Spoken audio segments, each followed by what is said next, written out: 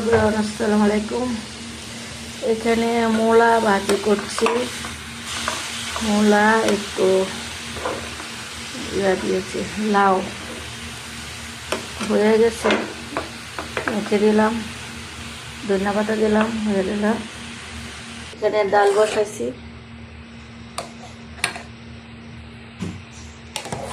ডাল আর লাউ দিয়েছি। ডাল সিদ্ধ হয়ে আসছে, লাউ সিদ্ধ হয় নাই। এখন আমি ঘুটনি দিব। এই যে আমার ডাল,